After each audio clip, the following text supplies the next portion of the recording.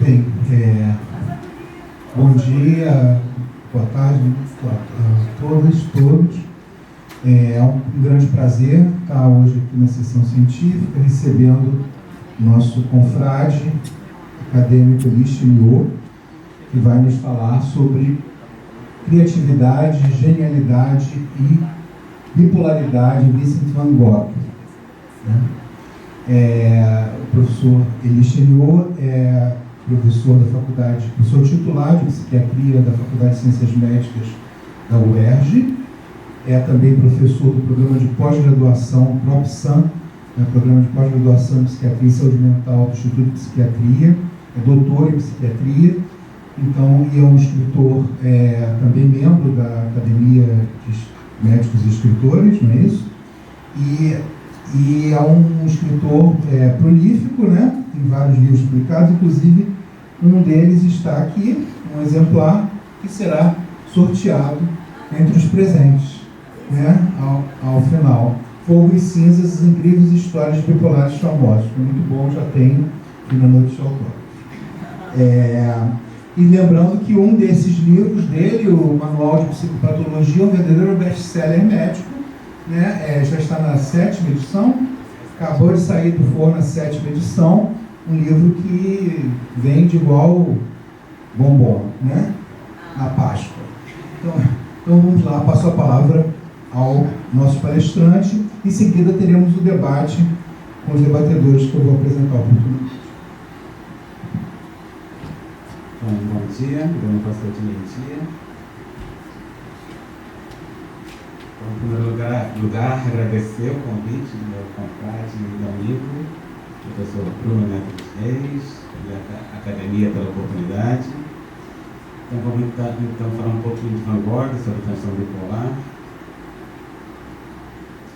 O dia 30 de março, que seria o aniversário de Van Gogh, a data em que ele nasceu, foi escolhido como Dia Mundial do Transtorno Bipolar, porque hoje em dia se acredita que ele tivesse transtorno bipolar.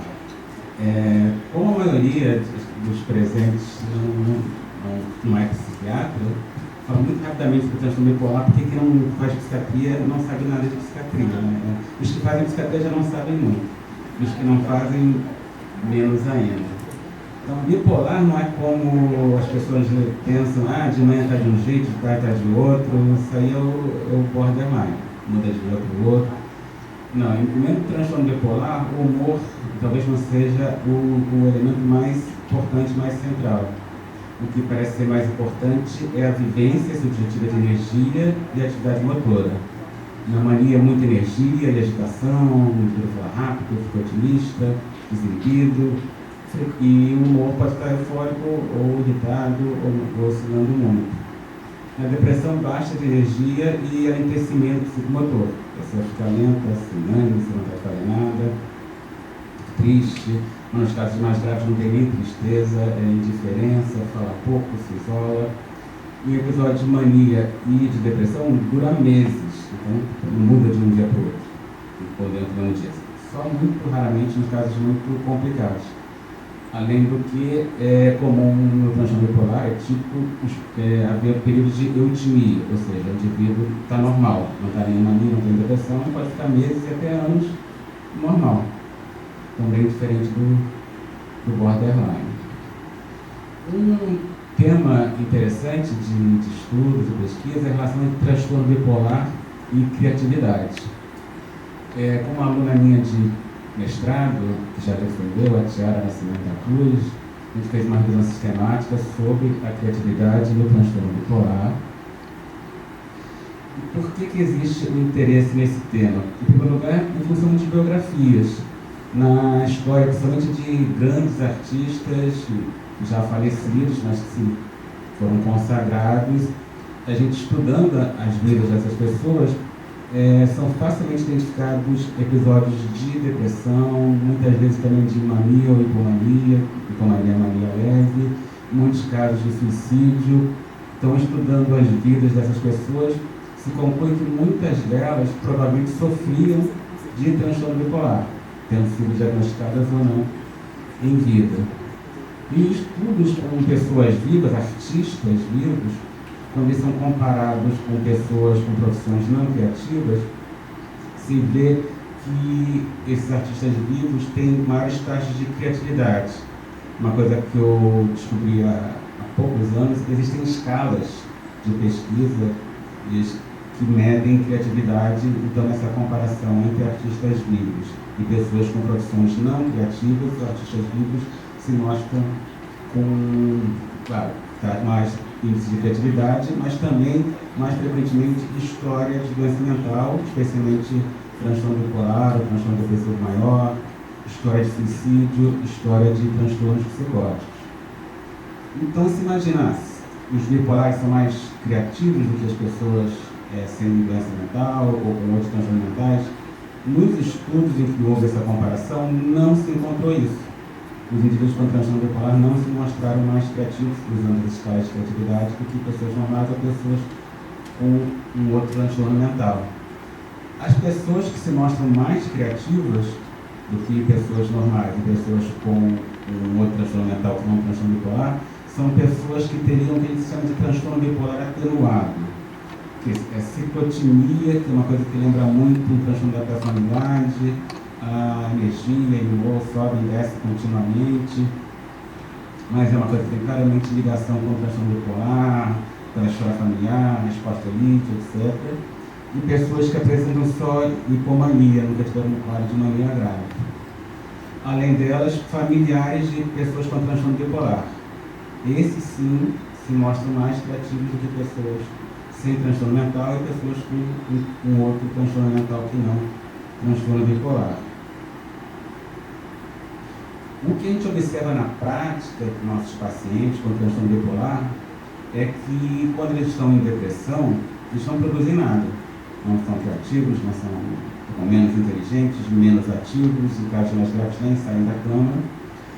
Na mania, os pacientes fazem coisas demais, mas fazem tudo sem qualidade, não começam o que terminam, perdem a crítica, então fazem coisas horrorosas e acham que aquilo está maravilhoso. Quem parece que tem transtorno bipolar e se mostra mais criativo são aqueles bipolares que estão nas fases de hipomania, que é a mania com menor intensidade, sem complicações. É um estado que tem todas as vantagens da mania sem as suas desvantagens. Ou seja, a pessoa fica com mais energia, se sente mais capaz, aumenta a autoestima, fica mais autoconfiante, mais desinibida, mais ousada, precisa dormir menos, se cansa menos, associa mais facilmente as ideias e sem fazer as besteiras do bipolar em mania, de brigar com todo mundo, de não conseguir ficar quieto, de criar confusão, de perder a crítica, etc.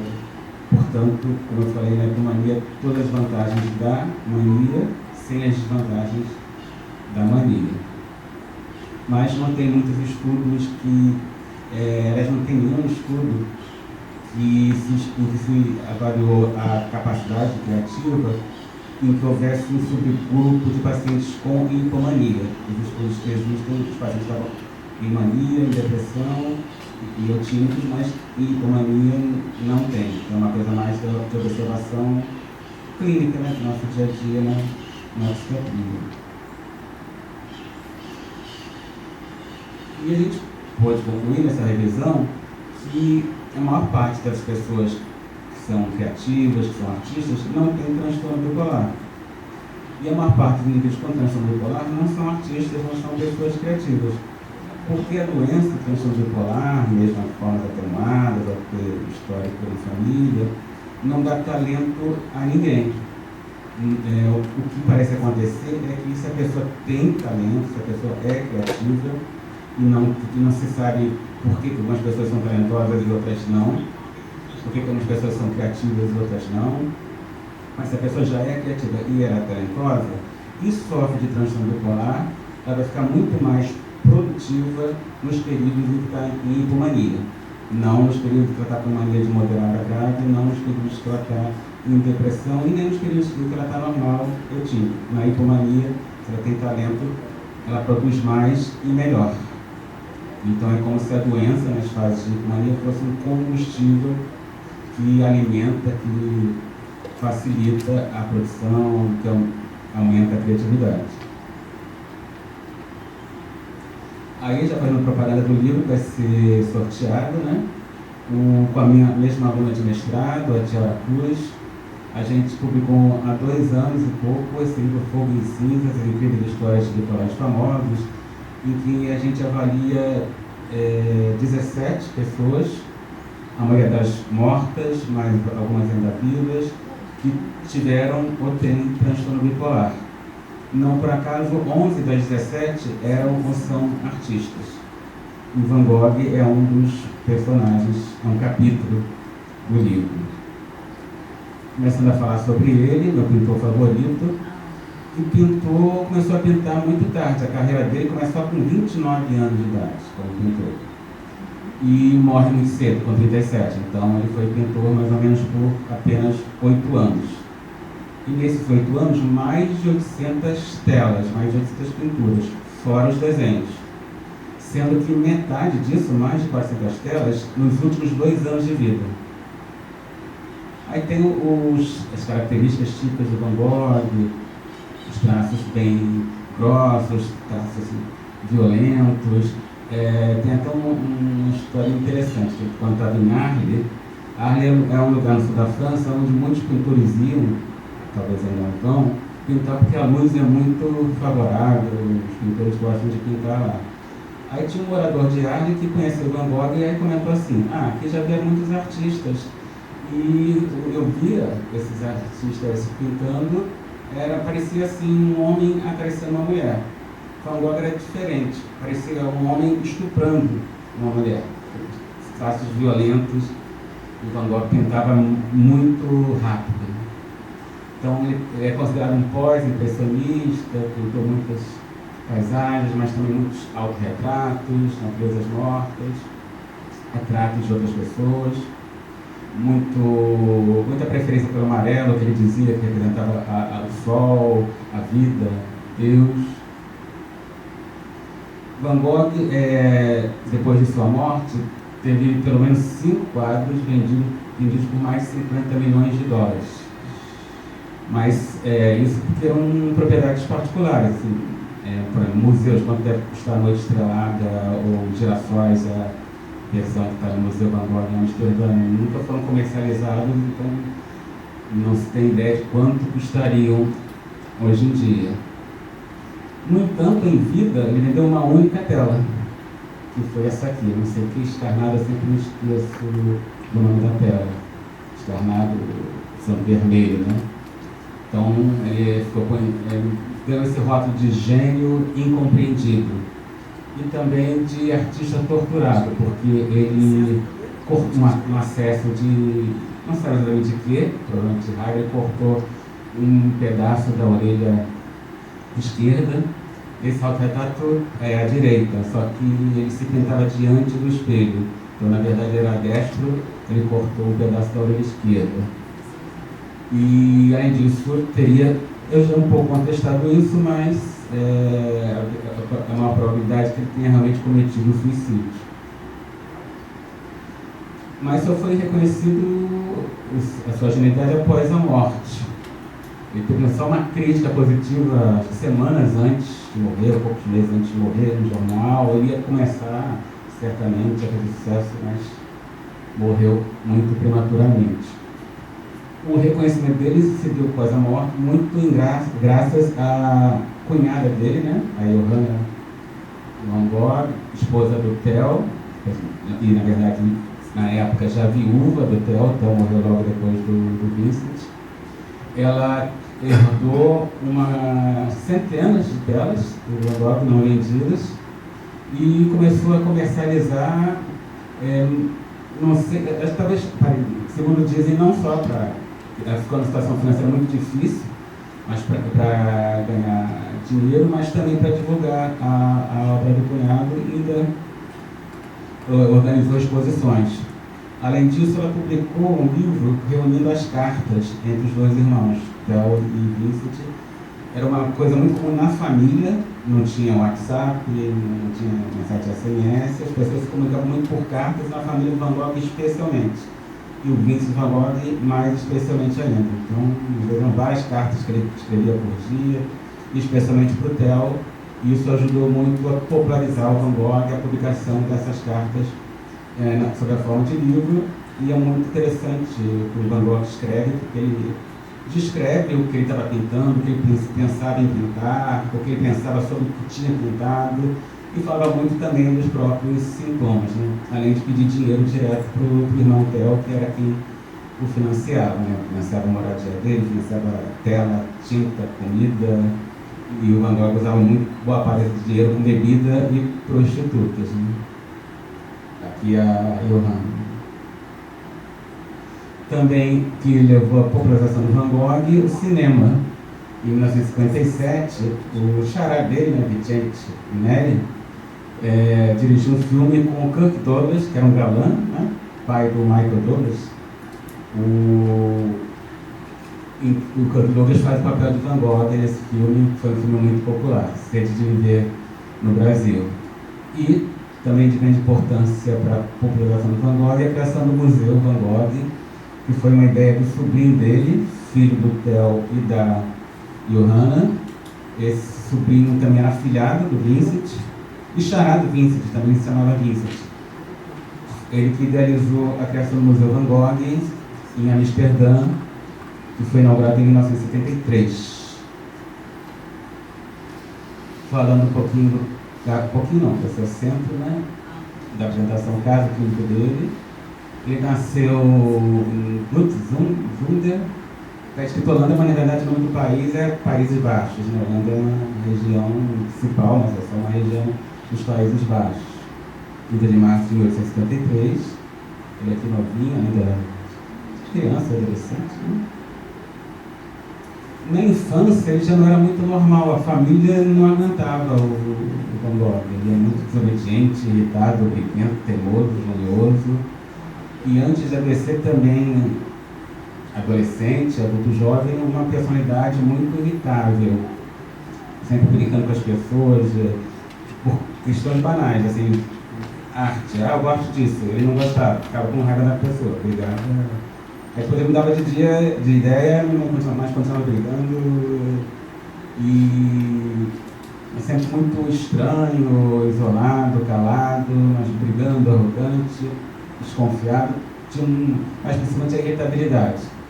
E esse tipo de temperamento irritável já foi, é associado nos estudos a transtorno bipolar. Pessoas que têm esse tipo de temperamento têm mais chances de desenvolverem transtorno bipolar. Parece ser algo relacionado ao transtorno bipolar. A doença se inicia quando ele está em Londres, tem 20, 21 anos. Ele foi trabalhar na sucursal de uma galeria de arte que pertence, da qual um dos sócios era tio dele, também chamado Vincent. Na família de vários Vincents. Inclusive ele teve um irmão, ele não teve irmão. Um ano antes de nascer exatamente, nasceu o primeiro filho dos pais dele, e nasceu morto. Foi morto. Exatamente na data do 30 de março, também um ano antes. Então o Van Gogh, criança, ia caminhar e se deparava com o túmulo do irmão que tinha o nome dele. Só mudava o ano do nascimento, a data de nascimento. 30 de março também. Ele foi Vincent também, e vários Vincents na família. Então ele vai trabalhar nessa galeria de arte, na sucursal em Londres. Dois sócios só, era tio dele. E ele era, né, da Holanda, mas essa galeria tinha várias sucursais em Paris também, em Londres, na própria Holanda. Aí ele começa a estar muito bem, mas depois ele parece ter um episódio de depressão, se isola, se descuida da aparência, da higiene, mas não chega no médico, não faz um tratamento e depois melhora. Aí ele está em Amsterdã, já com 24 anos, parece apresentar depressão novamente, só que dessa vez com sintomas psicóticos. Mas ideias de culpa, e ficava se autopunindo, batendo nas próprias costas com bastão.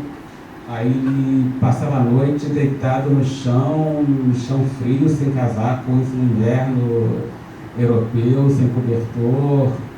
e tem ideação suicida pela primeira vez. E depois ele está no interior da Bélgica, em Borrinage, porque ele tentou seguir a carreira do pai, que era pastor, né? Pastor religioso. Mas tinha que frequentar uma faculdade, ele não foi disciplinado, então ele aceitou um cargo de evangelista da igreja também, que era uma coisa inferior e que não necessitava de muito estudo. Aí, como evangelista, ele foi trabalhar em Borrinage, no interior da Bélgica, foi lá trabalhar com os mineiros, na região de Minas. E quando ele estava lá, houve uma explosão na mina, um monte de mineiros morreram e muitos também ficaram feridos, se queimaram. E ele ficava lá cuidando dos enfermos. Só que de uma forma muito exagerada, muito inadequada, na verdade incomodava os enfermos. E tinha um comportamento estranho. Aí começou a se vestir como os mineiros se vestiam, né? Que eram roupas feitas literalmente de saco e amarradas com um barbante, com corda. Ele estava envergonhando a igreja, tanto que ele foi demitido. E ele sofria bullying das crianças do local, dos próprios mineiros que ele queria cuidar. Por gentileza, desculpe, o doutor Leão Zanguli está pedindo se você poderia falar com o microfone menos próximo da boca, porque ele está assistindo online, o microfone está reverberando. Aqui está bom. Não sei se vai ficar ruim. Não, aqui, baixa aqui um pouquinho. Aí. Não, tem que ver como é que vai ficar pra cá, né? Mas aqui tá sem microfone, né? Então fala pra ele se estiver ruim ainda pra me avisar. Aí também tem um momento lá que ele sai de Borrinage, depois de demitido, ele vai a pé até a fronteira com a França, ninguém sabe o que foi fazer lá, caminhou uma distância enorme. Chegou depois de outro momento na casa da família e a família, especialmente o pai, viram que ele estava completamente doido, resolveram interná-lo, mas ele foi embora. Ele me falou. A pessoa internada, mas ele voltou para a Borrinage antes que fosse internado. Provavelmente era um quadro de mania agitadão, como ele estava, uma mania com sintomas psicóticos. Depois, mais tarde, ele está de volta aos Países Baixos, com 31 anos. Parece ter um episódio de depressão, sintomas típicos, só quero apetite, só quero sono, fraco. E só que depois ele parece estar em mania.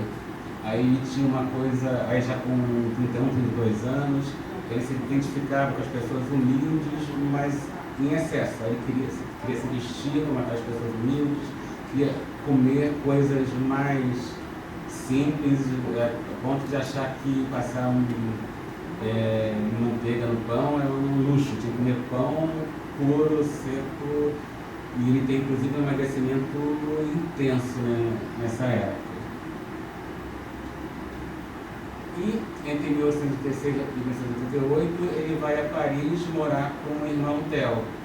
O Theo herdou o emprego dele na Goupil, né, que era a galeria de arte, mas na sucursal, acho que passou por anos antes e depois foi na sucursal em Paris. E durante 2 anos o Vincent parecia estar normal, sem mania, sem ter depressão.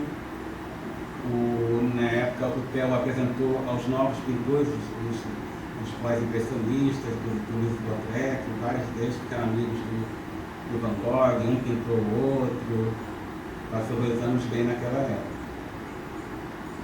Mas a doença se agrava nos 2 últimos anos de vida. E como eu já falei, parece, até não por acaso, foi o período que ele mais produziu, que mais telas fez, né? Mais de 400 telas em 2 anos. Esse agravamento se dá quando ele está em Arles, né? Da onde ele foi para pintar. Tinha 34, 30 ou 35 anos. E no primeiro momento ele parece ter hipomania. Nas cartas ele fala coisas que são muito típicas de um paciente que está em mania ou hipomania. Ele fala de infelicidade, nem um pouco cansado, pintando o dia inteiro e não estava nem um pouco cansado.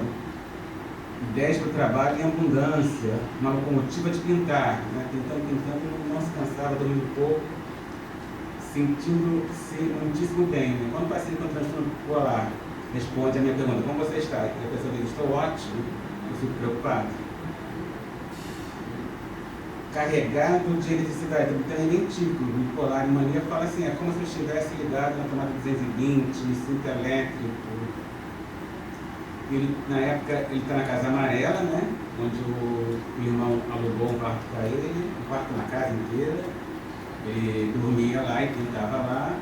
E o Paul Gauguin, né, outro pintor, financiado pelo Theo, foi ficar com o Van Gogh lá, porque o Van Gogh queria criar uma colônia de pintores em Arles, né? O único que acabou indo foi o Gauguin. O Theo financiou a saída, o Theo vendia algumas telas do Gauguin, o Gauguin conseguia vender, diferentemente do Vincent, que vendeu só um em vida, né? A Casa Amarela, né, em Arles, que não existe mais, durante a Segunda Guerra Mundial foi destruída, e um quadro do Gauguin retratando o Van Gogh pintando girassóis. Né? O Van Gogh pintou girassóis para dar para o Gauguin, que ia chegar lá e o Gauguin elogiou, aí o Van Gogh pintou, então uns 5, 6, 7 ou 8 versões diferentes de girassóis, ele foi pintando várias telas de girassóis. Aí o agravamento maior, ainda em Arles, na véspera de Natal de 1838, Van Gogh já tinha 35 anos e briga com o Gauguin o dia inteiro. O dia inteiro não, eles iam juntos aos prostíbulos, bebiam juntos, pintavam juntos, mas frequentemente tinha briga e o Gauguin não estava aguentando mais, falou que ia embora. Aí, numa noite lá, o Gauguin falou que ia embora no dia seguinte, o Gauguin está numa praça em Arles e vê de longe o Van Gogh com uma navalha na mão, com uma cara muito estranha. O Van Gogh não faz nada e vai embora. Aí ele é encontrado na Casa Amarela, todo ensanguentado, faltando um pedaço da orelha. A polícia chegou lá, por que a polícia foi lá? Porque ele levou esse pedaço da orelha e deu de presente para a prostituta favorita do Gauguin, que tomou um susto, né? Ficando brilhado, acho que no pano, abriu aquilo, o pedaço da orelha todo ensanguentado, e ela chamou a polícia, né? Aí ele é internado no hospital de Arles, que é um hospital geral, não é um hospital psiquiátrico, e muito agitado. Foi até a notícia do jornal, né, da internação dele, que chamou a atenção foi ter cortado a orelha, mas ele não se lembrava de ter feito isso. Depois jamais se lembrou de ter cortado a própria orelha. E lá muito agitado, teve que ser amarrado numa cama de ferro, com sintomas psicóticos, alucinando, delirando. E lá no hospital de Arles ele é tratado pelo Dr. Rey, que não era alienista. O alienista era como eram chamados os psiquiatras, o médico que tratava de alienados mentais. Né? Aí ponto Machado de Assis, né, o alienista. Aí o Dr. Rey fala, então não entendia de psiquiatria, né? Nem existia a palavra psiquiatria, mas não existia, não entendia de adoecimento mental, é um técnico geral. Fala em epilepsia, mas fala em superexcitação, questão de álcool. O médico-chefe do hospital era o Dr. Culpar, fala em mania aguda. Naquela época a mania já tinha o sentido que tem hoje em dia, né, do episódio de agitação, de aumento de energia do transtorno bipolar. E ele tem alta, ele não era muito rápido, foi internado na véspera de Natal, a crise foi na véspera de Natal, também ter sido internado no dia seguinte, 7 de janeiro ele já sai de aula considerado curado. E esse aqui é o retrato que ele faz do Dr. Rey. O Dr. Rey dá de presente esse retrato para a própria mãe, que detestou o quadro. Essa história, a mãe do Dr. Rey tinha um galinheiro e o galinheiro tinha um buraco. Ela usou essa tela do Van Gogh para tapar o buraco do galinheiro. Felizmente as galinhas não gostaram do quadro também, ela existe até hoje, né, preservada. Aqui do Dr. Rey fazendo desenho do corte da orelha. Mas ainda em janeiro, né, logo depois da internação no hospital geral, o Van Gogh depois de ter sido considerado curado, volta a ter alucinações auditivas, delírios, e é reinternado em Arley. Aqui é o interior do hospital de Arley, né, que ele tentou, e aqui é o quarto dentro da Casa Amarela, né, onde ele dormia. Mas também melhora muito rápido de novo e alta rapidamente. Aí, em fevereiro e março, de novo internado, mas dessa vez ele não estava em crise. É que ele tinha um comportamento muito estranho, bizarro. A população de Arley não gostava dele. As crianças, os adolescentes faziam bullying com ele na rua. Então, os vizinhos fizeram abaixo-assinado devido ao prefeito para expulsá-lo da cidade. Aí a polícia vai na casa dele e tem encontrado lá deitado, alcoolizado, mas estava quietinho, não estava encontrando ninguém. Aí fica internado de novo, mas ele não está sintomático nessa época. E também o hospital de Arley de novo. Aí, ainda no mesmo ano, já para abril e maio, ele parece apresentar uma vida de depressão, sentindo muito mal e a autoestima dele é muito baixa. Até irônico que ele fala da própria obra. Né? Ora, eu como pintor nunca significarei nada de importante, sinto isso perfeitamente. Faz sintomas depressivos típicos, angústia, melancolia, remorsos e tem ideação suicida mais uma vez.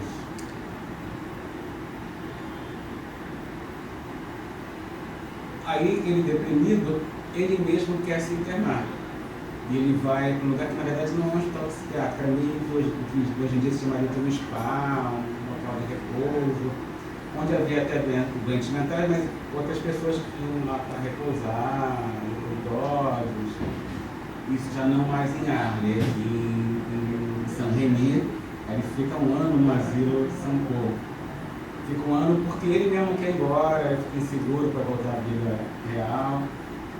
Aí lá era uma instituição particular, o TEL paga, e o TEL paga para ele 2 quartos, um para ele dormir e o outro para servir de ateliê. E lá em determinado momento ele parece estar em hipomania, porque ele relata numa carta que tem 12 telas que ele está fazendo ao mesmo tempo. Lá ele é acompanhado pelo Dr. Perron, que também não era anemista, aí fala em hipomania novamente, fala em epilepsia, mas epilepsia sem convulsão. Aí não tem nenhum tratamento eficaz nessa época, ele é submetido à hidroterapia para ficar numa banheira lá. Van Gogh acha engraçado isso, mas que é mais caro, fica tudo numa banheira, Tinha uma propaganda do local onde ele se internou, né? Se internou, se hospedou, acho que se hospedou seria mais apropriado. Mas no momento lá que ele está internado, mas ele recebe uma licença para voltar à área para pegar umas telas que ele tinha deixado lá. Aí nesse momento ele volta a ter sintomas psicóticos, alucinações, delírios, e tenta o suicídio pela primeira vez usando tinta. Então é um problema, porque pintar para ele era muito importante. Ele se sentia muito melhor pintando, só que usou a tinta para se matar. E tinta já é um negócio tóxico, na época era mais tóxico ainda, né? Tinta tem muito chumbo, inclusive é uma coisa neurotóxica. Né? Aí, entre dezembro de 89, né, então, e é no ano em que ele saiu da primeira internação em Arley, até o ano, então, final daquele ano, dezembro, e até abril do ano seguinte, ele tem 3 episódios de depressão, corre ao mesmo, sintomas bem típicos, tenta suicídio mais 2 vezes, ingerindo tinta, novamente, sintomas típicos de depressão, tristeza, culpa. Mas aí, ele, depois de um ano, consegue convencê-lo a ir embora, não queria ir embora. Então, ele sai lá do asilo, considerado pelo Dr. Perron, que não era anemista, como já disse, curado. Então, mais uma vez, um médico usa a palavra curado para se referir ao Van Gogh. E quando ele sai de alta, ele faz esse quadro com o sobrinho, né? Aquele que idealizou o Museu Van Gogh, sobrinho, afilhado e xará, a mãe do Eran Flor. Então, estamos em maio de 1990. Aí, quando ele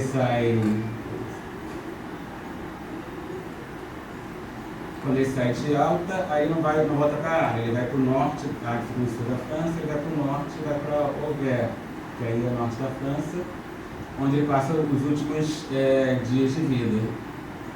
E ele parece estar ciclando entre mania e depressão, porque em 70 dias, lá em Nové, ele pinta 70 telas. Né? Então, a matemática mais difícil, uma tela por dia. Uma tela de Van Gogh vale milhões. Imagina produzir milhões num dia. E fez isso. Mas em outros momentos ainda em Nové, deprimido, né? Sinto-me fracassado, é o que penso, sinto que é o destino, que aceito, que nada vai mudar. Ele vai para lá porque lá morava esse doutor Gachet, que é um médico.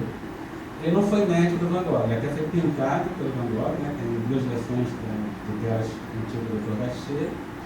Mas o Theo resolveu mandar para lá porque esse doutor Gachet era um médico que tinha cuidado de outros artistas foram lá para a cidade, e o próprio doutor Gachet era pintor. Inclusive ele fez cópias de várias telas do Van Gogh, e houve até algumas dúvidas se algumas telas eram originais ou eram cópias que o doutor Gachet fez. Então o doutor Gachet, apesar de que muitos acreditam, não tratou o Van Gogh, ele só acompanhava assim socialmente o Van Gogh, mas assim, não diria de longe, até de perto, mas sem ser médico dele, considerou o Van Gogh curado. Mais uma vez o Van Gogh foi considerado curado. Então aqui são telas feitas lá em governo. Até que em julho de 1890, Van Gogh ele sai para pintar de manhã, ele mora num albergue e estava parecendo aparentemente tudo bem, sai para pintar de manhã e volta para almoçar no albergue e à tarde sai de novo. Aí demora muito a voltar, chega à noite com uma bala no abdômen. Ele demora 30 horas para morrer, dá tempo de o Theo chegar de Paris. O Theo parece que é perto de Paris. Então o Van Gogh morre nos braços do irmão Theo. E chega a polícia lá, perguntam, você fez isso? Deu uma resposta meio estranha, parece que sim. Mas falou outras coisas que eu entendi que foi suicídio mesmo, né? Falei mais uma vez. Não chore, fiz isso para o bem de todos, a tristeza duraria para sempre. Aí sai no jornal, né, o suicídio, e aqui não sei se dá para chamar de convite, né, para o velório do Van Gogh. Aí hoje em dia tem contestações, não vai dar muito falar nisso, se na verdade não foi suicídio, se foi um acidente, se foi homicídio, essa é outra história. Então, morre Van Gogh com 37 anos. A história familiar de Van Gogh é muito rica, a história psiquiátrica da família, né? Vários casos de depressão. Uma irmã morreu internada em psiquiatria, com 79 anos. Ficou quase 40 anos internada. Tinha tentado suicídio várias vezes. Um irmão do Van Gogh cometeu suicídio com 32 anos na África do Sul. Um tio paterno teve depressão, aquele tio que era um dos sócios da Galeria de Arte, tio Vicente, que era Vincent. O tio da parte de mãe cometeu suicídio e o próprio Theo adoeceu mentalmente. Já tinha tido episódios de depressão antes dos 20 anos e pouco tempo depois da morte do Vincent, o Theo teve alterações muito estranhas de comportamento. Ele era funcionário padrão, se demitiu da galeria. Uma pessoa doce, que ficou agressivo com a esposa e com o filho, o recém-nascido, e foi internado e morreu internado. Agora morreu, mas foram só 2 anos depois da morte do Vincent, no máximo 2 anos. Então, foi internado primeiro em Paris, depois o corpo foi levado para Aubert, as 2 túmulos, né, Vincent e Theo estão lado a lado em Aubert. Ficou de sugestivas de transtorno bipolado, o Theo fica muito agitado, alegre, ruidoso, oscilando com apatia e letargia. Embora também sofresse de sífilis o Theo. Isso aqui é um quadro de um artigo científico de um português, esse Correia, de 2014. Ele faz uma lista das hipóteses diagnósticas levantadas por caso do Vincent. E aqui no mesmo artigo, uma lista de sintomas que psiquiátricos e não psiquiátricos que o Van Gogh relatou nas cartas. Né? Uma curiosidade é que o diretor daquele asilo, né, daquele spa, onde o Van Gogh ficou 1 ano, depois da morte dele, pelo menos até 2007, não foi o mesmo diretor, mas esse diretor, o Long, ele fazia debates sobre o Van Gogh, convidava psiquiatras, psicanalistas. Aí as duas hipóteses mais fortes eram de psicose depressiva e reflexiva temporal. Vou falar muito rapidamente das hipóteses diagnósticas. O Karl Jaspers, pai da psicologia criminológica, que além de psiquiatra era filósofo, defendeu que o Van Gogh era esquizofrênico, porque mudou o estilo dele de pintura, esse seria uma mudança de personalidade, na verdade mudou o estilo, porque o Theo sugeriu, esses pintores que agora são chamados de pós-impressionistas estão ficando muito mais colorido, porque se não faz isso também, o Van Gogh, para pegar os comedores de batata, tudo escuro, né? Depois de outro momento, que o Van Gogh passa a pintar muito colorido, né? Amarelo, muitas cores, né? Então, e aí ela achou que se tinha a ver com a doença, era besteira. Aí tem uma hipótese também muito infundada, porfiria intermitente aguda, que é uma doença rara de base genética, não tinha ninguém na família com esse tipo de doença. Epilepsia parcial, complexa, mas epilepsia bloco temporal é uma hipótese considerada forte. Na base principal seria o fato de o Van Gogh não se lembrar de ter cortado a orelha, então ele estaria com uma alteração da consciência, um estupro da consciência quando fez isso. Mas não tem nenhum relato de crise tipo grande mal do Van Gogh, nem crise parcial complexa com automatismo. Então não tem base tanto assim para pensar em epilepsia. Neurosífilis, pensando no Van Gogh realmente contra as sífilis, ele e o Theo, eles viviam prostíbulos, mas o primeiro episódio do Van Gogh de depressão foi antes de ele contrair sífilis. E existe um intervalo muito grande, né, de 10 a 15 anos, entre a infecção e o acometimento do sistema nervoso central. É uma coisa improvável. Tem uma hipótese que é meio boba, intoxicação por digitálicos. Não tem informação que o Van Gogh tenha sido medicado com algum digitálico, porque a intoxicação leva a xantoxia, que só tem tudo amarelo. Por isso que o Van Gogh pintava muito amarelo. Não faz muito sentido. Intoxicação por chumbo, também ingeriu chumbo várias vezes, mas não explica uma parte de sintomas e dá muito causa de demência, perda cognitiva, que o Van Gogh não tem de maneira nenhuma. Síndrome de Meniere, da vertigem, perda auditiva, zumbido, para explicar porque o Van Gogh cortou a orelha e não explica a grande maioria dos sintomas dele. Alcoolismo, aí certamente. Van Gogh bebia demais, adorava especialmente o absinto, acho que a bebida tem maior teor alcoólico, né? Inclusive ele pintou absinto.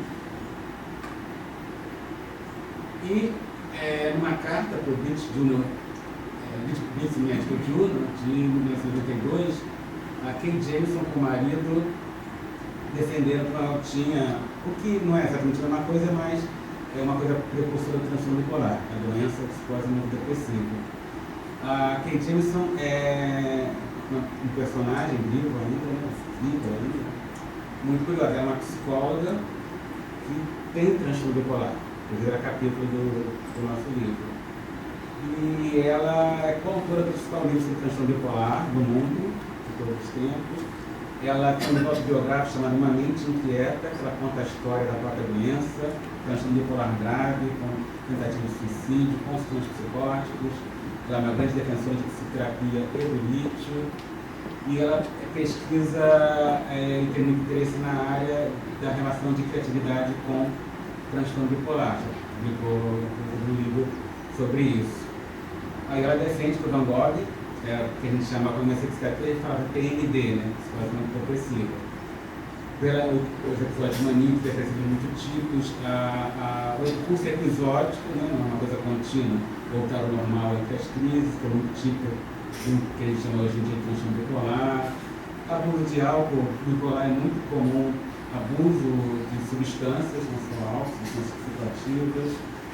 E a própria questão da criatividade, explosões de criatividade, produtividade em determinados momentos, é uma coisa, como eu já falei, muito relacionada ao transtorno bipolar.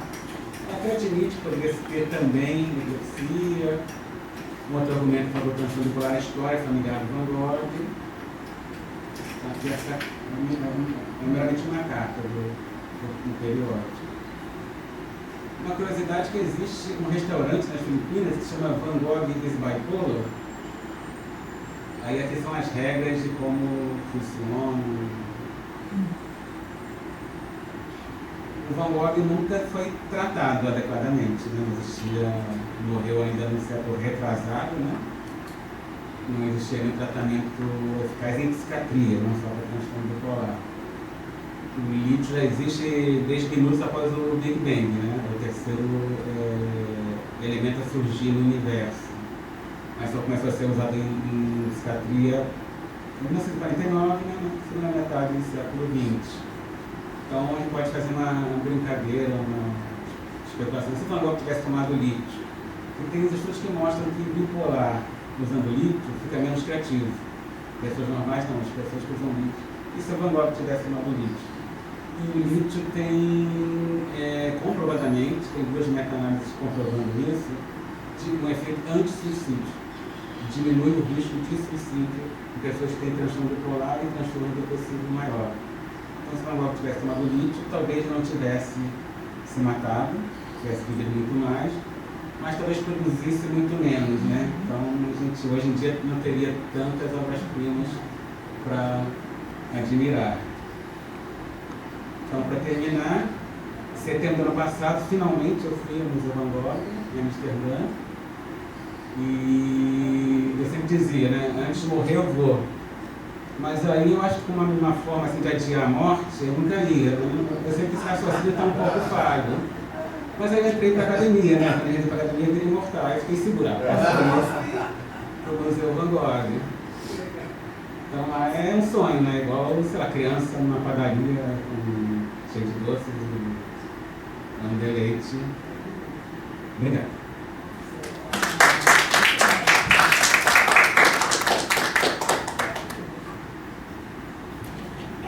Queria agradecer ao professor Eli pela palestra tão criativa, né, tão interessante sobre esse personagem incrível que é Vincent Van Gogh.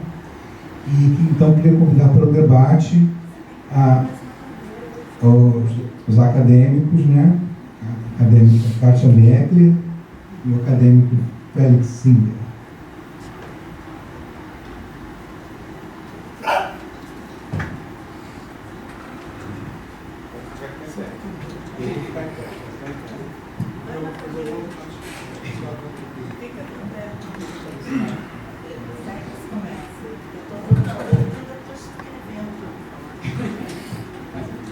Em primeiro lugar, eu queria agradecer a equipe por ter lembrado do nome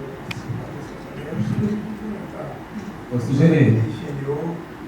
Pela revisão exaustiva e absolutamente completa, tanto do ponto de vista biográfico, quanto do ponto de vista da pedagogia, toda a biografia do Van Gogh. Então, francamente, eu digo que resta muito pouca coisa para acrescentar.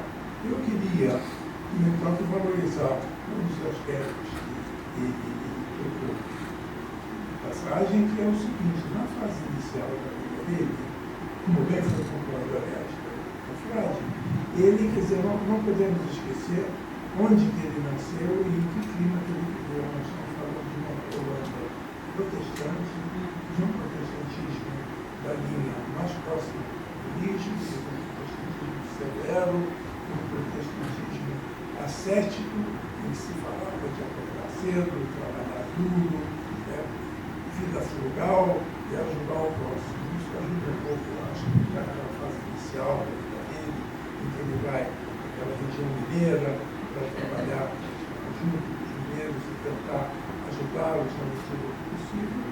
Eu acho que foi naquela época que ele pintou um dos quadros, eu julgo, entende, que é o mais icônico, entende, da personalidade dele naquela época, que são os comendadores de batata, que já foi comentado. Entende? É um quadro que tem um estilo muito diferente de todo o resto que ele pintou, e que mostra muito, entende, dizer, como ele era empático com o sofrimento, com a pobreza, os descobrimentos daquele pessoas que trabalhavam naquela região.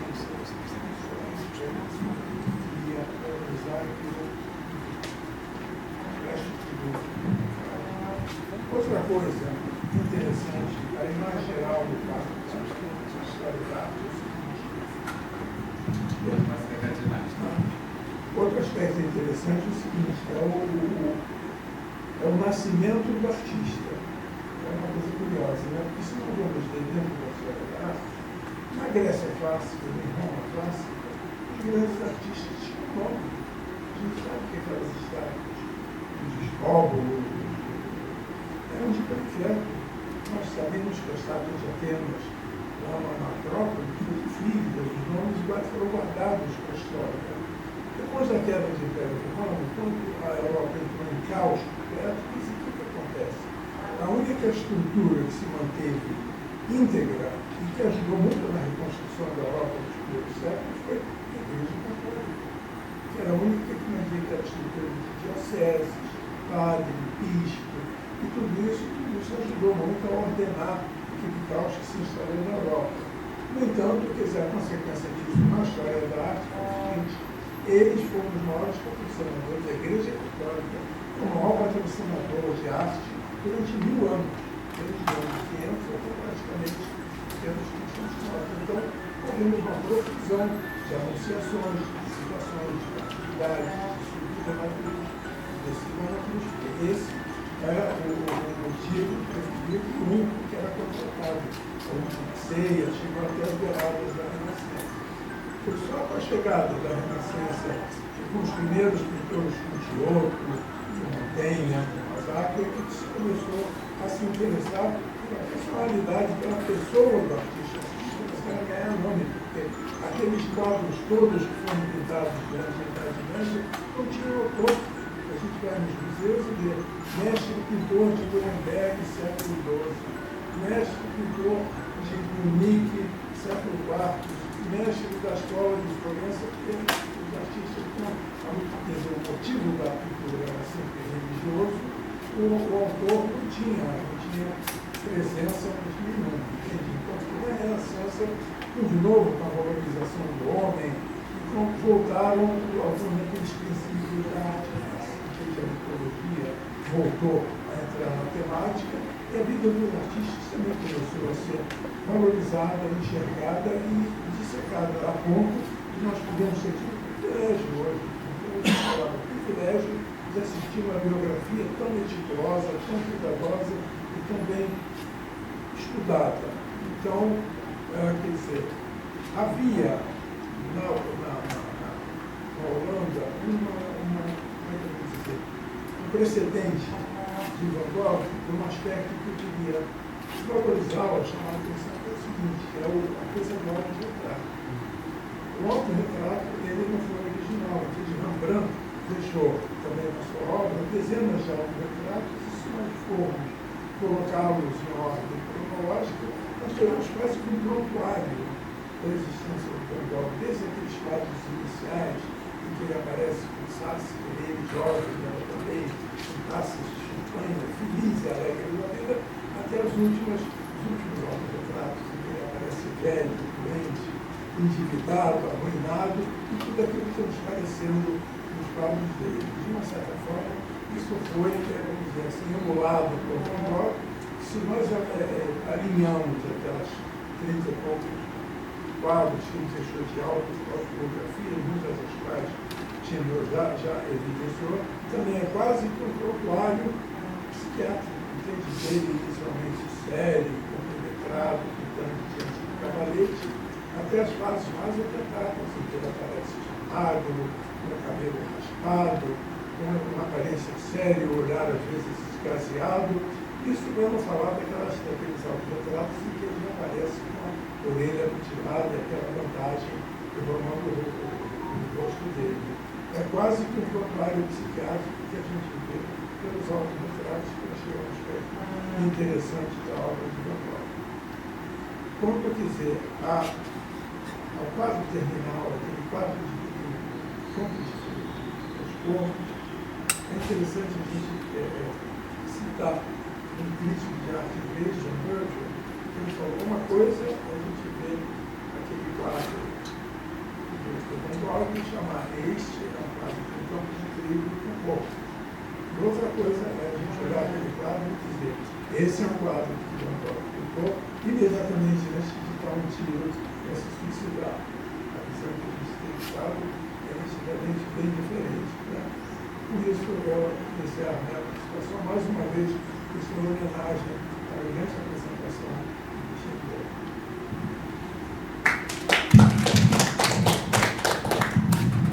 Obrigado ao confrade amigo Félix pelos elogios e obrigado pela arte e história, pela aula de história da arte, né? E interessante que ele usou a pronúncia correta do nome, né? Van Gogh. E eu falo Van Gogh mesmo, né? Uma curiosidade, o Van Gogh dizia isso, que tem que chamar Vincent, né? Tem algumas interpretações, mas o que ele dizia é o seguinte: os franceses não conseguem pronunciar meu sobrenome. Então, quase tudo que ele pintou foi na França. Né? Então, eu uso Vincent. E dos autorretratos no Museu do Van Gogh, no Museu tem uma seção de autorretratos. Um lado do outro, ele é legal. Mas por que ele pintava tantos autorretratos? Porque era caro pagar modelo. Então ele ficava praticando diante do espelho. Ele não tinha assim uma intenção. E aquela tela do campo de trigo com os corvos tem um caminho que não chega a lugar nenhum. Então tem uma interpretação óbvia, né? Corvo, a morte, na passagem. E foi pouco antes de ele morrer, mas não foi a última tela que ele pintou, não. Você fez esse comentário, depois que o pintor se matou. Isso aparece no filme do Minelli, do Tiente Minelli, tem essa cena. Só que ninguém viu o tiro. Quem viu nunca, se teve testemunhas, nunca se manifestou. E ele, então aquilo foi uma criação do roteirista. E ele chegou a pintar outras telas depois daquela. Aquela muito representativa da morte, né? Uma interpretação, acho que não difícil de fazer, mas ele pintou outras antes do suposto suicídio. Mas no filme não parece mesmo. Ele acaba de pintar, até sem sentido, ele está pintando e resolve dar um tiro. Fora o fato que eu acho que no filme parece que deu um tiro contra o peito, mas na verdade foi no abdômen. Tem até livro que fala que foi no peito, mas foi no abdômen. Mas é um filme muito fantasioso, esse do Minelli, né? Foi o primeiro, estou comentando com a Kátia, tem pelo menos 10 filmes que não são documentários, que o Van Gogh é um interpretado por um ator. Além dos filmes de animação, né? O Amor, Van Gogh, então são biografias dramatizadas, mas não são documentários. Mas esse foi o Kirk Douglas foi o primeiro. Mas é muito fantasioso, eu acho que romantiza demais o Van Gogh. E o Van Gogh não era um galã, o Kirk Douglas era um galã. O Van Gogh de maneira nenhuma. Mas ele era bem bonitinho, quando ele era novinho, ele era bem bonitinho. Mas depois, além, não só por causa disso, Van Gogh ele teve uma vida amorosa paupérrima, né? Vida sexual praticamente só com prostitutas. E a única vez que ele teve um relacionamento amoroso duradouro, ele se apaixonou pela prima, que não correspondeu, aí se apaixonou por outro, que a família não deixou de jeito nenhum, nesse caso foi correspondido, mas a família, não, que esse maluco de jeito nenhum, ainda não ganha dinheiro nenhum, nunca se sustentou. Mas ele teve uma vida marital com uma prostituta, a Cian, que já tinha um filho e estava grávida de outro. E ele cuidou das duas crianças como pai, viveu maritamente com ela por pelo menos meses. Só que a família falou para ele, que isso? Pai, pastor, a família religiosa, você está envergonhando a nossa família. Ou você larga essa mulher, ou ele vai parar de te mandar dinheiro. Ninguém é sustentado pela família. Ele largou a mulher e as crianças. E depois ela voltou a se prostituir e começou a falar mal dela. Voltou a ser prostituta. Foi a única relação amorosa sinistrada que teve na vida toda. Sim. Profissional, engravidou, não sabia quem eram os pais das crianças.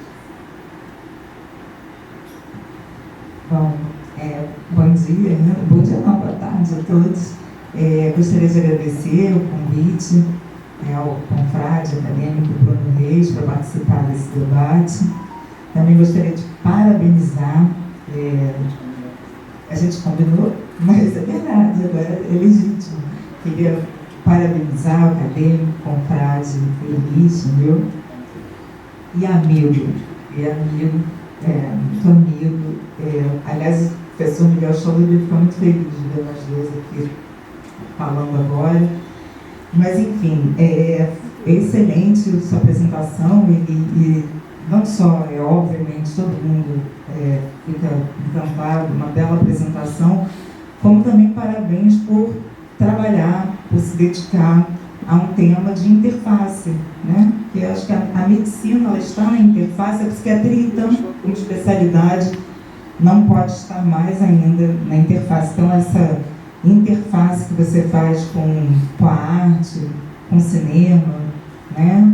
Agora vamos ter simpósio, a iniciativa da nossa presidente, né, de medicina e espiritualidade, no dia 6 de dezembro. Então, eu acho que realmente medicina, psiquiatria, ainda talvez mais, a gente está na interface. Eu estou falando interface, a gente pode pensar em história, vamos pensar em ciências sociais, antropologia, sei lá, são psicanálise, né, também está muito presente. Mas eu vou fazer alguns breves e também queria cumprimentar o acadêmico confrade Félix, que fez aí ótimos comentários. Mas eu sinalizei aqui alguns pontos breves. Primeiro, assim, eu achei interessante você ter enfatizado que a criatividade não deve ser romantizada, né? Quer dizer, a criatividade... aí eu vou falar, criatividade e genialidade ligadas à doença mental, né? Que isso às vezes é muito romantizado. As pessoas com bipolaridade, outras doenças, então isso explica a genialidade ou explica a criatividade? Não é isso que a gente encontra nos estudos que já foram feitos, né? Embora você fale dos familiares dessas pessoas, dos bipolares em especial, que podem ser realmente, isso, mais criativos, né? Da população geral. Agora, você diz que, nesse sentido, os hipomaníacos seriam mais criativos. E aí, uma primeira pergunta mesmo, tá? Porque eu não sei se você já teve acesso a algum estudo sobre os hipertímicos também. Eu sei que hipertimia fica aí numa categoria não tão moderna, mas eu acho interessante, né, você pensar na hipertimia, que são pessoas com humor expansivo, mais elevado, que também tem muita energia, mas não tem os prejuízos, por exemplo, que uma pessoa com hipomania tem normalmente. Eu digo assim, que é a mega cena de temperamento, para mim, pelo menos, quem é hipertímico, são pessoas otimistas, sempre para cima, tá tudo, o tempo tá bom, sempre, né?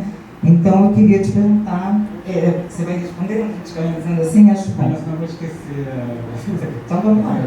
Tá ótimo. Só fazer uma pequena correção. Hipomania, por definição, você sempre mantém prejuízo também, né?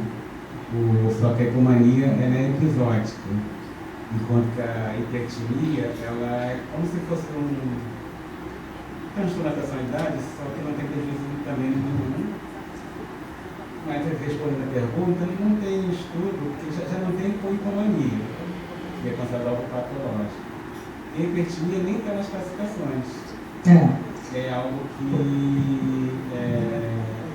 Kurt Schneider, que escreveu 10 personalidades psicopáticas, correspondente ao transtorno da personalidade, entre as 10 está a hipertímica.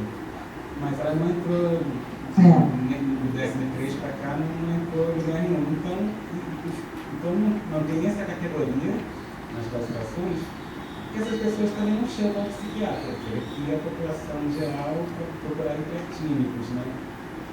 Você sabe, ninguém fez isso. Não, tá ótimo, mas eu tenho uma provocação mesmo, porque as classificações psiquiátricas, elas mudam quase que anualmente. A gente tem hoje, assim, categorias, sei lá, se são 300, sei lá, quantas categorias que não são todo momento sendo criadas. Então, a gente acaba, muitas vezes, por exemplo, o caso da hipomania, né, em termos de critério. Se você for no Shopping Leblon agora, eu tenho certeza que se a gente fizesse uma pesquisa, a gente já vê pessoas que estão ainda, já começou a ficar perto do final do ano, que vão se endividando, que vão, que coisinha bonitinha ali, eu estou precisando tanto disso, tem 15, 20, mas enfim, eu acho que tem prejuízo, existe também nessa fase da hipomania. Eu estou falando o que eu acho, né? Não que a classificação que muda daqui a 10 anos está diferente, fala.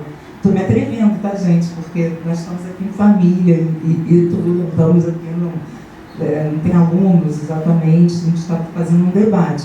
Mas, efetivamente, as pessoas com hipomania ficam muito inadequadas, muitas vezes, sexualmente também inadequadas. A gente, às vezes, vê casos até de pessoas que ficam abusivas, e aí entram casos de assédio moral, assédio sexual, em contexto, eu tenho essa experiência como psiquiatra forense, em contextos de hipomania. Então, fica só uma... Entendeu? Eu não estou falando o que está estabelecido, é o que está estabelecido na classificação, mas são provocações aí daquilo que eu vejo, daquilo que eu entendo. Eu até sou contra existir hipomania. Se tem hipomania, por que não tem hipotermia? Qualquer síndrome pode ser leve, pode ser moderada, pode ser leve. Isso é uma criação do décimo 14, no 13 não tinha, para ter a categoria que eu chamo de tipo 2, né? Uhum. E aí não estou dizendo se certo ou errado, mas pega mais gente, tem mais gente no remédio, amplia o conceito de transtorno bipolar, né? Quando cria o tipo 2. Isso facilita muito o erro diagnóstico também. Uhum. E uma outra coisa também que eu queria levantar é, embora todo o diagnóstico, você é um super, hiper doutor mesmo em psicopatologia, seus livros são altamente reconhecidos, então eu acho que realmente tudo caminha para o transtorno bipolar. Mas eu fui pensando aqui em termos de comorbidade, também, se a gente for pensar, é muito difícil, assim, eu acho difícil diagnosticar o Van Gogh, porque ele estava lá, longe, né? A gente pode inferir pelas cartas, eu acho que dá para... tem muita coisa que você trouxe aqui que fala fortemente, né? Mas mesmo assim, a gente está usando critérios atuais lá para trás. Mas, de qualquer maneira, eu estou aqui levantando a questão, por exemplo, do transtorno de personalidade emocionalmente instável, impulsivo, né? A questão também, como é chamado muito, borderline, porque a vida dele é marcada, nem todo bipolar tem uma vida marcada por tanta dificuldade nos relacionamentos interpessoais. Eu acho assim, que ele não teria vendido uma pintura só na vida dele se não fosse tão difícil a questão dos relacionamentos, que outros pintores meio atrapalhados conseguiram vender mais. Mas ele tinha uma questão nessa área que é muito característica para fazer diagnóstico de transtorno de personalidade, muito marcante. E a gente sabe que pode ter comorbidade, pode não ser eu sei que a tendência hoje não é ficar juntando isso, mas poderia ter um diagnóstico de transtorno bipolar com comorbidade, com transtorno de personalidade borderline, emocionalmente instável ou impulsiva. Responde, não vou apanhar aqui. Responde. Bom, que a gente é amigo também. Não, se não sério, eu vou me esquecer até. Não, vai lá. E eu pensei numa resposta boa, daqui a pouco não vai lembrar da minha resposta boa. Não? Vai lá. Não, eu acho que não. Primeiro fazer diagnóstico de uma pessoa que a gente não examinou, aí é muito falha, né? Ou fidedigno. Aí é uma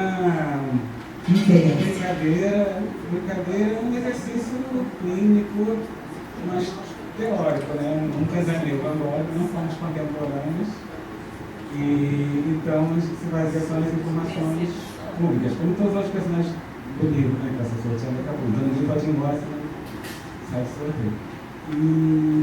Mas eu acho que, pensando na minha clínica hoje em dia, eu desconfio muito dessa comorbidade do borderline. Acho que pensa nos dois, borderline. Tá. Eu acho que, e claramente, tem coisas, tinha coisas, além de outras relações, como as psicóticas, Não tem nenhuma mania, depressão que ficaram bem caracterizados. O que dá, uma panela do seu avô, dá para admitir a comunidade com o alcoolismo, sim, a transtornos afetivos do tipo bipolar. Acho que não muda nada, mas é possível que ele tenha tido sintomas psicóticos fora de um episódio de mania ou depressão. Aí cai nesse diagnóstico, eu acho que o diagnóstico é inútil. Tá certo. Não, ótimo. Uma outra coisa é quando você fala do traço da pintura, aí entrando mais nas pinturas, agora no traço violento, aí de novo, acho que eu estou muito. Deixa eu só mostrar uma coisa que eu lembrei, viu? Por que ele vendeu pouco? Porque não só ele estava vendendo pouco, o Monet, Manet, o Lautrec, ninguém vendia nada. Porque as pessoas compravam quadros para botar nas paredes de casa. O que eles estavam pintando era muito diferente, a colorante demais, ninguém gostava daquilo. Aquilo passou a entrar no rosto das pessoas depois que ele morreu. Se ele não tivesse morrido, ele ia começar a fazer sucesso e começar a vender. Então acho que é uma coisa romantizada.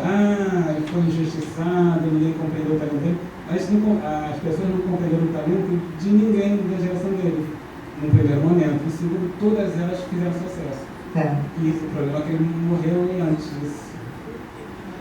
Não, muito bom. É que acho que eu estou tentando trazer um pouco os meus comentários. Aquele estilo dos pais impressionistas, não só dele. Eu estou trazendo só um pouco assim, que me fascinou mais do que a questão do transtorno bipolar dele, que possivelmente ele tinha mesmo, teve e morreu em função principalmente disso, mas a pessoa do Van Gogh, né? Assim, desculpa, tem hipomania, porque também as pessoas não viam Van Gogh, os compradores das obras, eles ficavam na galeria, o irmão que vendia, então estavam lá com todas as obras, então não era a figura dele que via os compradores, as pessoas não sabiam como ele era, quem ele era, e o irmão dele era todo certinho, com não, mas eu só quis dizer assim que ele chamava a atenção, ele era fora da curva com relação a arrumar confusão. Ele arrumava confusão com todo mundo. E uma pessoa que arruma confusão com todo mundo, vai ser muito difícil que ela consiga vender qualquer coisa. Ele tentou vender obra de arte, não conseguiu. Tentou ser pastor, não conseguiu. Ele tentou namorar, não conseguiu. Ele simplesmente, onde ele estava, ele arrumava confusão. Né? Pessoa que ele não arrumava confusão, onde ele teve mais o amor ali presente foi com o Theo, com o irmão. Não, havia muitas brigas também. Tanto que, quando ele foi para Paris, tinha as cartas, aí dizendo, vou te visitar, e aí o irmão não queria que ele fosse,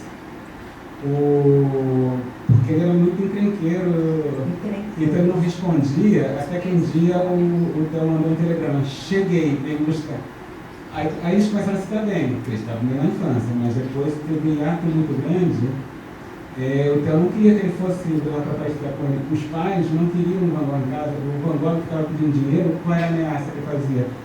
Vou dizer, vou matar, ou então vou voltar para a casa dos nossos pais. Aí o Theo dava dinheiro para ele não voltar para a casa dos pais. Os pais não queriam em casa. Não, porque realmente era difícil, muito difícil convivência. Por isso que eu me lembrei da questão que a gente, eu acho que em psiquiatria, a gente não valoriza muito na nossa graduação, pós-graduação, nada ligado a temperamento, caráter, personalidade, que é um assunto que eu gosto muito, que é essa parte mais do desenvolvimento, que seria o jeito de ser mesmo da pessoa. E o que eu vejo assim, é que ele era uma pessoa, quando a gente pensar, então a criatividade vai estar ligada ao que exatamente? A alta sensibilidade, com certeza, acho que pessoas altamente sensíveis têm uma tendência a poderem ser mais criativas, sabe? Inclusive, aí, já usando das antigas, o próprio temperamento lá que Hipócrates escreveu, o melancólico, né? Ele era um misto de melancólico e colérico. Mas o temperamento melancólico, a gente pensava, a pessoa com tendência à melancolia, mas não, são pessoas às vezes altamente sensíveis, né? E que podem ser muito reflexivas e muito criativas, e a gente tem grandes artistas saindo disso. Então, estou falando de um temperamento, ao mesmo tempo uma pessoa muito reativa, mas também com dependência de recompensa, no sentido de querer ser reconhecido, e ele não era reconhecido, não era aceito, não era compreendido, ele não se sentia, ele não colaborava, mas ele não tinha consciência que ele não colaborava. Então, altamente também rejeitado em todos os níveis, ele foi com uma intolerância, né, com uma baixa tolerância, frustração. Então, eu queria só falar um pouco desse jeito de ser também, que atravessa a questão, não atravessa, acho que se junta, mas atravessa um pouco a questão do diagnóstico. E aí, não vou me estender muito não, falando propriamente do que eu acho que era a pintura para ele. Ele sai da condição de pastor, onde ele não foi bem recebido, e ele começa a se dedicar fortemente à pintura, mas levando essa vertente pastoral também para a pintura, que ele não conseguiu. Isso já é a leitura minha que eu fiz aí de algumas fontes que são secundárias também. Então, ele falava assim, e aí eu vou terminar rápido, porque eu sei que todo mundo tem horário. Ele dizia, eu sonho a minha pintura, então eu pinto o meu sonho. O que eu quero dizer é que ele, por isso que eu digo que eu não acho que é um traço violento, eu acho que é um traço intenso. Ele era muito intenso, muito sensível, e eu acho que a libido e toda a pulsão de vida ele jogava na pintura, tanto é que tem coisas lindas, entendeu? Que são essas coisas que fazem a gente se aproximar mais de algo que vai, né, tudo que chama sublimação, né? Essa coisa mais do sublime. Eu acho que ele entrava em contato com esse sublime. Então ele percebia, sentia, eu acho que ele aprendia o mundo quando ele pintava de uma maneira muito elevada, que eu acho que tem a ver com essa experiência religiosa e de pastor. Tanto é que ele fala do próprio amarelo, que para ele era pura luz. O amarelo era luz, eu acho que ele leva isso. Outra coisa que ele fala, uma das frases dele, a arte é consolar aqueles que são quebrados pela vida. Então tem um pouco dessa dimensão pastoral, eu acho também, né? E aí, já está acabando, tanto na vida como na pintura, posso muito bem ficar sem Deus, mas não posso, sem sofrer, ficar sem algo que é maior do que eu, que significa a minha vida inteira, a força de criar. E aí, só para falar para vocês, eu acho então que o Van Gogh é um homem do seu tempo, embora a pintura dele seja fora do tempo dele, mas ele é do tempo dele. E ele foi estigmatizado, ele não teve, como muitos mesmo no nosso tempo, não tem acesso a tratamento. O tratamento era arcaico, altamente limitado, doença mental ainda tinha uma concepção muito ligada à moralidade, já na época dele começa a estar ligada à degeneração também, hereditariedade, e a banho quente, banho frio, sangria daqui, não sei o que dali, e ele era quase um favor nesse local que ele ficava internado, deixarem pintar. Quer dizer, a arte, a pintura, que seria a maior ferramenta de cura, na verdade era uma concessão que faziam para ele poder pintar. Tanto é que o quadro, que até emociona, arrepia, que é o Noite Estrelada, ele pinta ali naquele quarto, cela, sei lá, daquele local que ele estava, onde ele vê realmente ali pela janela uma noite, mas a noite ela é sublime.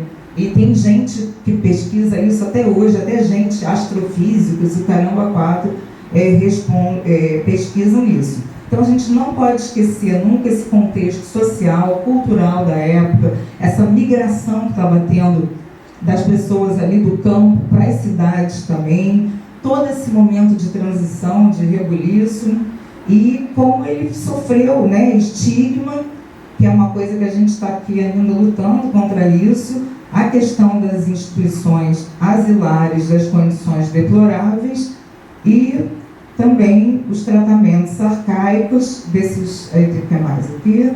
E é isso, gente. Obrigada.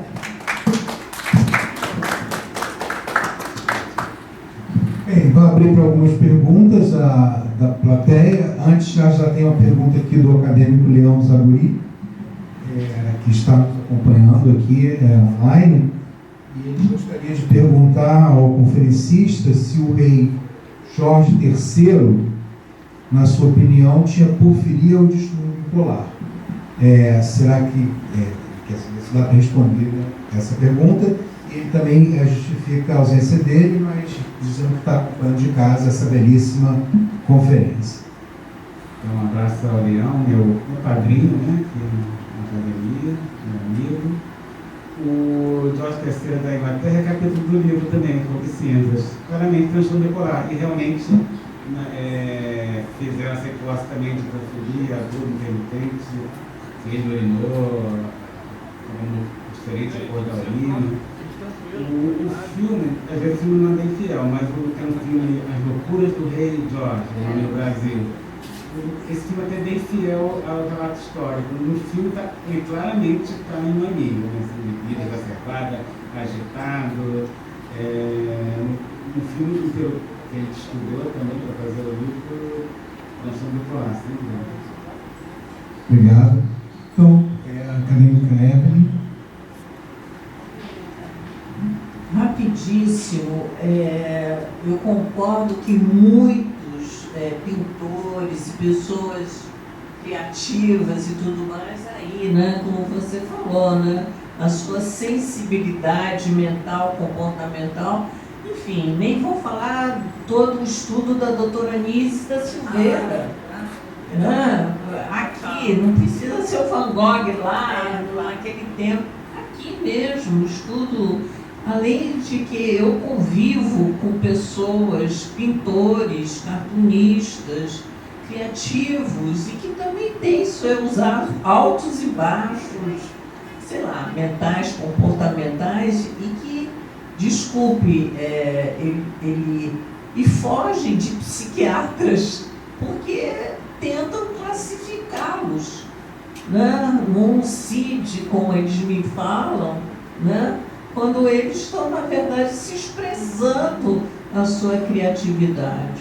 Até queria falar uma coisa em relação a isso, rapidinho, só uma... Tem mais uma pergunta? É menos de 10 segundos. Não, super, Evelyn. Bom, lembrar o nome da doutora Anísia Silveira, maravilhoso, né? Agora, o Van Gogh também, ele é um pós-impressionista e ele é um precursor do expressionismo. E tudo que ele foi fazendo foi realmente, ele queria se expressar, e se expressou bem.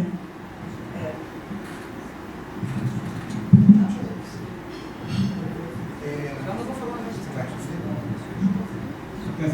Não entendi porque você me pediu desculpas, Eu não digo usando diagnóstico para todo mundo, não.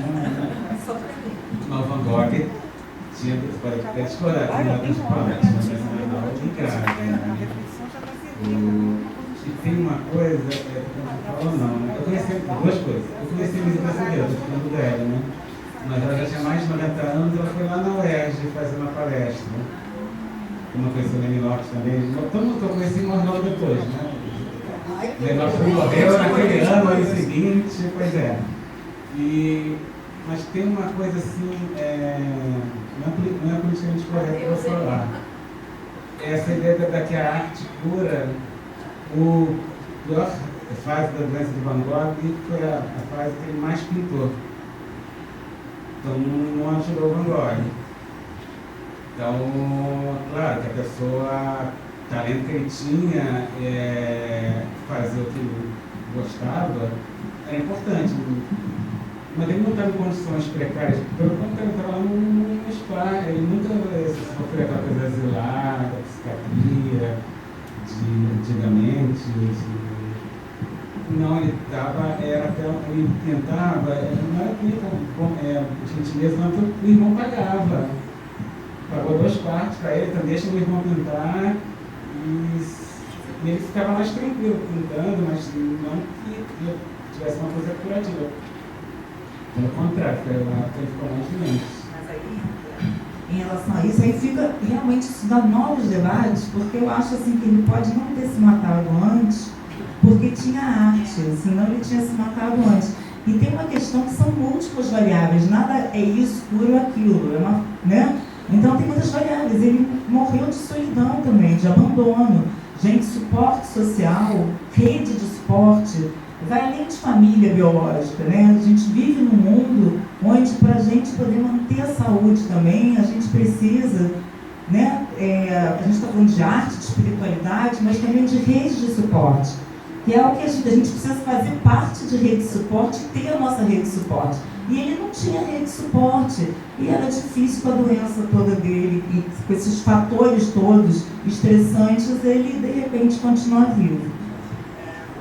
Eu faço esse comentário. É o seguinte, eu acho que um dos fatores que a gente tem que tomar em conta para analisar, quer dizer, a rejeição dos quadros dele durante o período de sua vida é o seguinte: toda vez que existe uma quebra do padrão vigente, ele causa reação. Quando os impressionistas começaram, eles eram ridicularizados totalmente. Quando Van Gogh, obviamente, mostra a maneira dele enxergar a natureza dentro de toda a coisa psíquica dele, é uma coisa muito inovativa. Quando Picasso mostra a maneira dele de enxergar, aquilo ali foi objeto de uma fúria. Na Alemanha nazista, eles criaram uma exposição da arte degenerada, não entender ou não querer entender todos os pintores contemporâneos. Quer dizer, então, de uma certa forma, o público precisa ser educado nas novas escolas, ser exposto a ela repetidamente até aquilo baixar, aquilo ser digerido, né? Uma palavra, né? O maluco beleza. Uma palavra, maluco beleza. A gente não vai até depois entender a maluquice e a beleza da maluquice. O acadêmico Mauro quer fazer uma pergunta. Boa tarde, eu queria parabenizar o Eli pela brilhante aula e os seus debatedores. Mas eu já li ouvi em algum lugar, há muitos anos atrás, uma tentativa de associação entre algumas obras de Picasso de atividades psicoativas em ambiente onde podia estar, seria fundo do trabalho do trio, coisa assim, e no elenco das suas hipóteses, isso não aparece. Realmente parece que não tem importância nenhuma. Não, eu acho que não. Acho que nem a doença dá talento, nem uma substância psicoativa torna a pessoa um gênio mais criativa ou mais fazendo coisas de má qualidade. Então, se não há mais perguntas, vamos passar ao sorteio aqui do livro Fogo e Cinzas, as incríveis histórias de bipolares famosos.